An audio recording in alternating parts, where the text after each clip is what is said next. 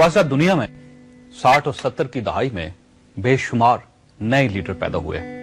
इनमें इंडोनेशिया के सुकार्नो भी थे, मिस्र के सादात और जमाल अब्दुल नासिर भी, इंडिया की इंदिरा गांधी भी, अमेरिका के जॉन एफ कैनेडी भी, ईरान के आयतुल्लाह खमेनी भी, उर्दन के शाह हुसैन भी, सऊदी अरब के शाह फैसल भी, इराक के सदाम हुसैन भी, क्यूबा के फीडल कास्त्रो भी, बरतानिया की मार्गरेट थैचर भी, लीबिया के कर्नल कजाफी भी, फलस्तीन के यासर अरफात भी, मलेशिया के महातिर मोहम्मद भी और जनूबी अफ्रीका के नेल्सन मंडेला भी।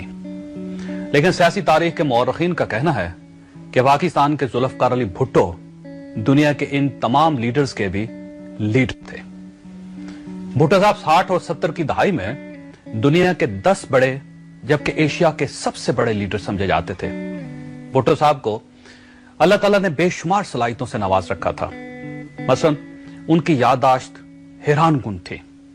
उन्हें पूरी पूरी किताबें और 400-400 सफ़ात की फाइलें जुबानी याद होती थी। वो टेबल टॉक और अवामी जलसों से डील करने का फन भी जानते थे।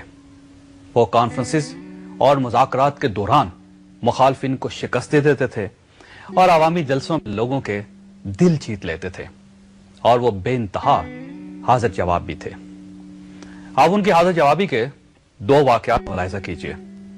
भुट्टो साहब वजीर खारजा की हैसियत से 1963 में अमेरिका के दौरे पर गए।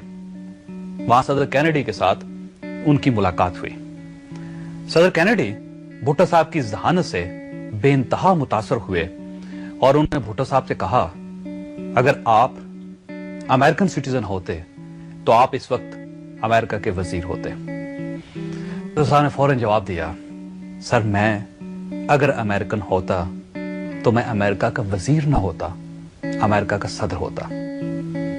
कैनेडी ने भुट्टो साहब से कहा, आप इस वक्त व्हाइट हाउस में हैं और व्हाइट हाउस दुनिया का पावर हेडक्वार्टर है।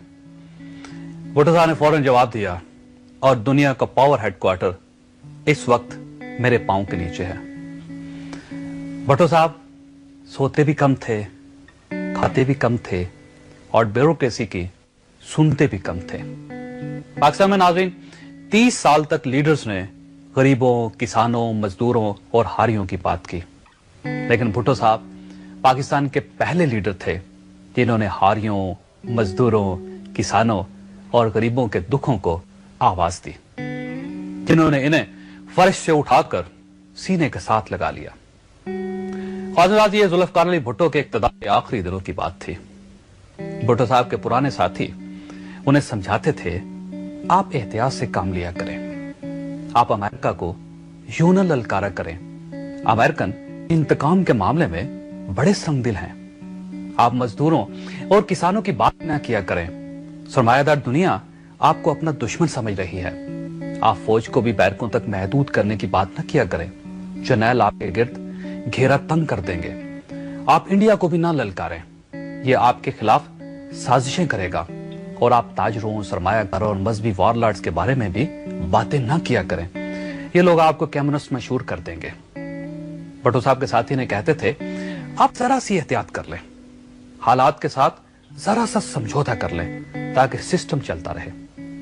लेकिन भुट्टो साहब अपने साथियों को हमेशा ये जवाब देते थे कि मेरा दिल भी मुझे हालात के साथ समझौता करने के मशवरे देता रहता है। मैं भी चाहता हूं अमेरिका के मामले में, सरमायादारों के मामले में, फौज के मामले में और मजहबी जनूनियों के मामले में एहतियात किया करो।